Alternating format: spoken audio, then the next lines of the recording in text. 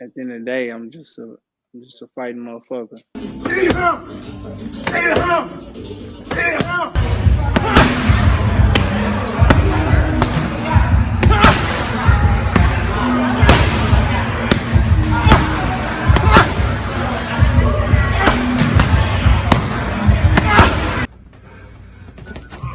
Fuck your bean.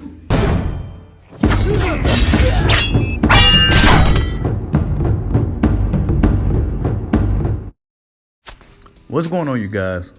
So Yordenis Ugas, last we heard about Ugas, he was locked into a WBA mini tournament facing guys like Yordenis and Spence. They already had his next two opponents lined up.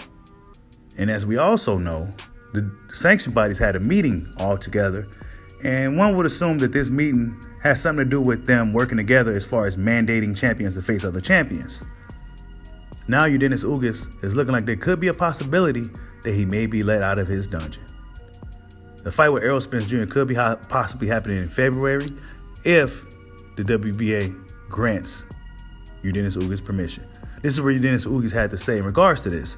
He says here, tomorrow the WBA is going to make a decision on my team's last attempt to lead me to the best fight possible. And one of the biggest fights that the PBC can do in 147, a division that they have invested a lot of time and money. I worked hard for 10 years to earn a belt in sports, end quote. That's what Yordenis Ugas had to say in regards to his current situation. Of course, he wants to fight the best. He wants to unify. He said things like that. And we believe him. We believe Yordenis Ugas. Why? Because he got it the hard way. And I do believe in a fight with Errol Spence Jr., he will fight his ass off. He will come to win. He won't come to lay down in a fight with Errol Spence Jr. Why? Because Yordenis Ugas wants to unify and wants to be proven as one of the best boxers in the world.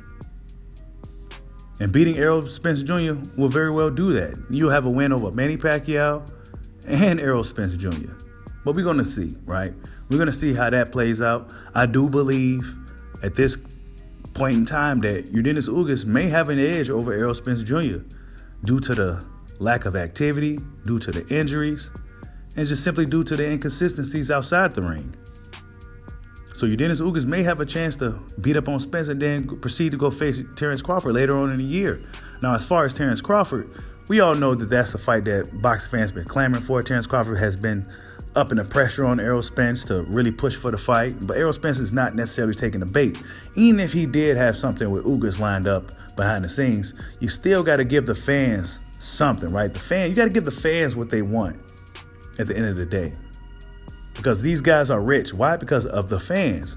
And you got to give back to the people, right? At least give them something. Give the fans something to talk about. Give them something to look forward to.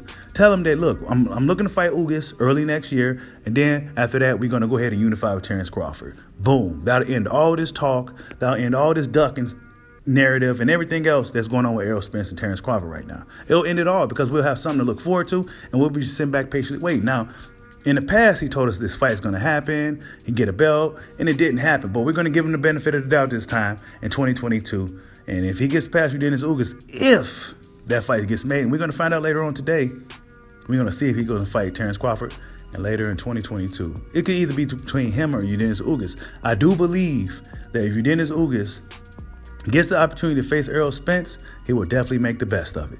Like, subscribe, holla at your boy. Peace out.